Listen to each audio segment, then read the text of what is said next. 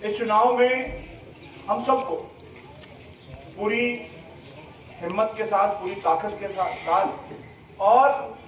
पूरा सीना चौड़ा करके हमको जनता के बीच में आना चाहिए, क्योंकि आज जो वर्तमान परिस्थितियां हैं, इन परिस्थितियों में जहां पर 10 साल से केंद्र में भारतीय जनता पार्टी की सरकार है और 20 साल से प्रदेश में भी भारतीय जनता पार्टी, और आज अगर जनता के प्रति किसी की जवाबदेही बनती है तो वो मध्य प्रदेश में आगे चुनाव होने वाला है, क्या कहेंगे? देखिए, जिस प्रकार से पूरे देश में एक जो बदलाव की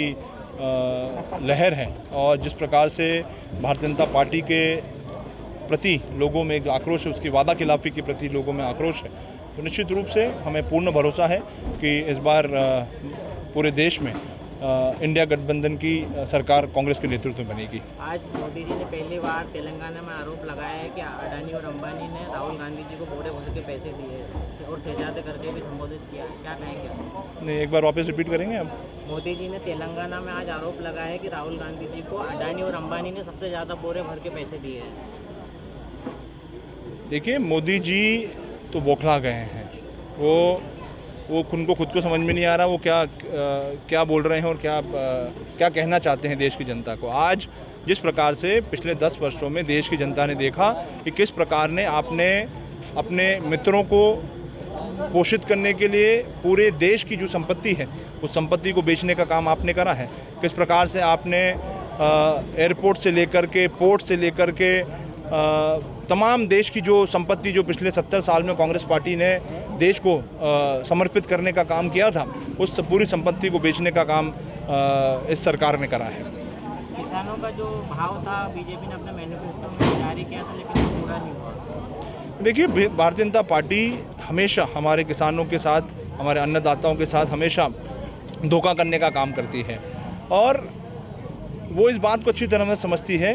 कि सत्ता में पहुंचने का जो रास्ता है वो हमारे किसानों के और मजदूरों के माध्यम से होकर के जाता है। और इसलिए आप देखिए कि जब जब सरकार इन्होंने बनाई है, हमेशा हमारे किसानों को ठगने का काम किया गया। कभी 24 घंटे बिजली देने की बात कही जाती है, कभी 50,000 कर्ज माफ़ी की बात कही जाती है, कभी किसानों की आय दुगनी करने की बात कही जाती है, कभी 15 लाख रुपये उनके खातों में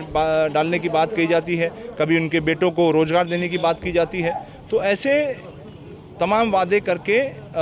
उनको धोखा दे करके सत्ता में काबिज होने के बाद बड़े बड़े धन्ना सेटों के लिए ये सरकार काम करती है। बीजेपी नेता आरोप लगा रहे हैं कि कम वोटिंग का कारण कांग्रेस ही, वो हार और डर की वजह से वोटिंग करने नहीं जा रहे। देखिए, ये तो जब परिणाम आएंगे वो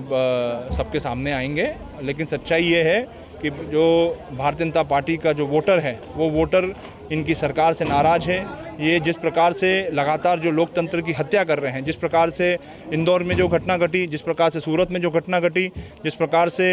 मुख्यमंत्रियों को जो है जेल में डालने की बात की जा रही है, जिस प्रकार से जिनके ऊपर तमाम भ्रष्टाचारों के आरोप थे, जिनके ऊपर बड़े बड़े घोटाले थे, उनको बीजेपी की वॉशिंग मशीन में डाल करके उनको क्लीन चिट देने का काम किया जाता, उनको जो है बीजेपी में शामिल करने का काम किया। तो इसके कारण जितने भी भारतीय जनता पार्टी के जो समर्पित और जो उनके पुराने लोग हैं, वो पुराने लोग बहुत आहत हैं, बहुत दुखी हैं और इसी कारण से जो है ये वो ना तो घरों से निकल रहे हैं और ना ही मतदान करने जा रहे हैं। हमसे जुड़े रहने के लिए हमारे YouTube चैनल को सब्सक्राइब करें और नई वीडियो की नोटिफिकेशन के लिए बेल आइकॉन को दबाएं। अगर आप ये वीडियो Facebook पर देख रहे हैं तो लाइक जरूर करें और ज्यादा से ज्यादा शेयर करें। धन्यवाद।